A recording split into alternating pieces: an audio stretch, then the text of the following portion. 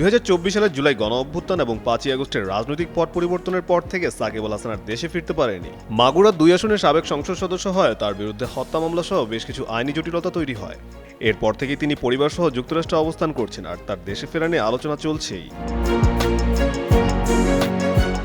সম্প্রতি ভারতের Mumbai EU T20 Belgium 2026 লিগের জার্সি উন্মোচন অনুষ্ঠানে স্পোর্টস্টারকে দেওয়া সাক্ষাৎকারে সাকিব তার দেশে ফেরার সময় নিয়ে কথা বলেছেন। নিজের ফেরার বিষয়ে সাকিব বলেন, আমি আশাবাদী যে বছরের শেষ দিকে সবকিছুর সমাধান হয়ে যাবে। আপাতত ভালো কিছুর প্রত্যাশা করছি, তবে একটা বিষয় নিশ্চিত, আমাকে বাংলাদেশে ফিরতেই হবে। প্রশ্ন শুধু এটাই যে কতটা দ্রুত ঘটতে পারে। তবে আমি আশাবাদী যে বছরের শেষ দিকে ফিরতে পারবো। কিভাবে ঘটবে তা জানি না, তবে আমি সত্যিই আশাবাদী। 72 ঘন্টা ময়েশ্চার লোক সমৃদ্ধ লিলি বডি ওয়াশ, শিয়া বাটারের গুডনেস স্কিন রিপেয়ার করে রাখে সফট ও গ্লোয়িং। এর আগে জানুয়ারিতে বিসিবি তার আইনি বিষয়গুলো সমাধানের উদ্যোগ নিলেও তা বাস্তবে এগোয়নি। সে সময় তাকে দ্রুত দলে ফেরানোর কথাও শোনা গিয়েছিল, কিন্তু তা আর সম্ভব হয়নি। সাকিব নিজেও বলেছেন, আগের বোর্ড আগ্রহ দেখালেও কার্যকর পদক্ষেপ ছিল না।